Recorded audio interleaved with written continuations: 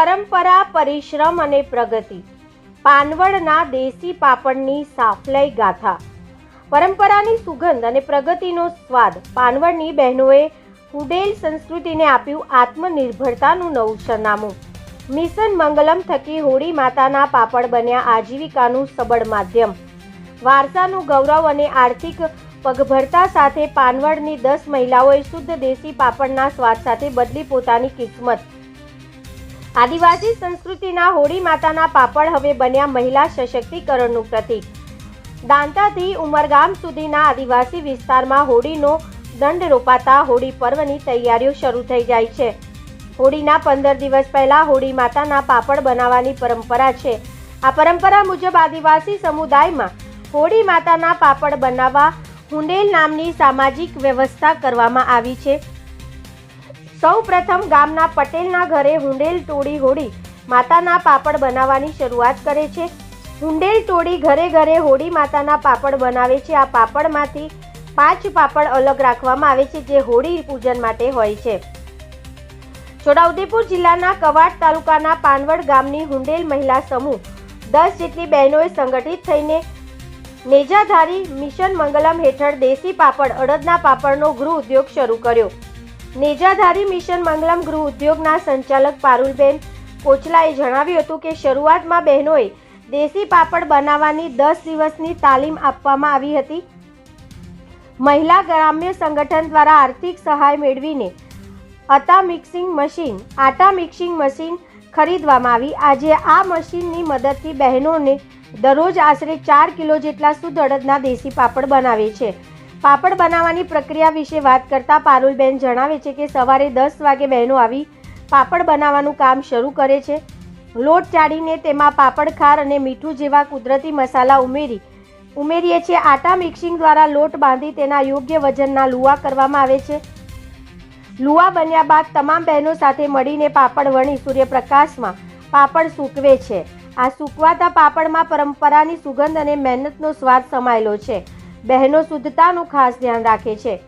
પારુલબેન કહે છે કે હોળી, અખાત્રીજ અને દિવાસો જેવા મોટા તહેવારોમાં આ દેશી પાપડની માંગ વધી જાય છે. લોકો આખું વર્ષ સંગ્રહ કરવા માટે અહીંથી જ પાપડ ખરીદવાનું પસંદ કરે છે.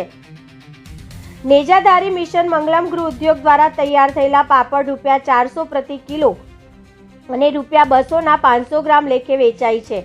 જો કોઈ ગ્રાહક 10 કિલોથી વધુનો ઓર્ડર આપે તો તેને ખાસ ડિસ્કાઉન્ટ પણ આપવામાં આવે છે.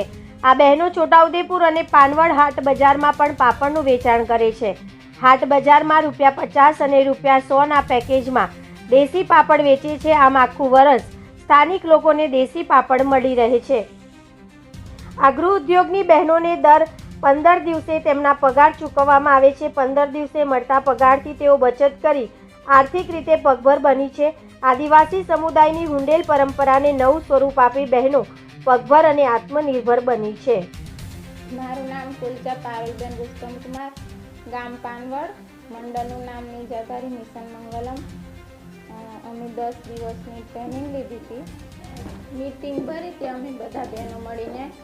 પછી આ રીતે પાપડ બનાવશું એમ વિચારીને મહિલા ગ્રામ સંગઠનમાંથી અત્યારે પૈસા ભેગા કરીને મશીન લાવ્યા. અત્યારે મશીનથી એ કરીને અમે લોકો બનાવીએ છીએ. દિવસના 4 કિલો જેવા થાય. અમે 10 વાગે આવીએ છીએ.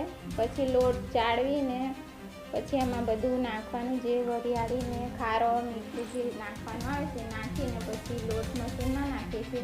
પછી જેટલું પાણી જરૂર હોય એટલું પાણી નાખીએ. પછી લોટ બંધાય એટલે એના લોયા કરીએ છીએ. પછી ગુંદડા કરીને પછી અમે વજન કરીને 1 કિલો જેવી રીતે વણાય એટલા લઈ જઈએ છીએ.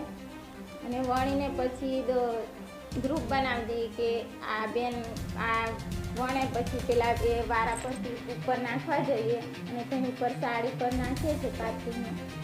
પછી સુકાઈ જાય એટલે તગારામાં ભરીને નીચે લઈ આવીએ.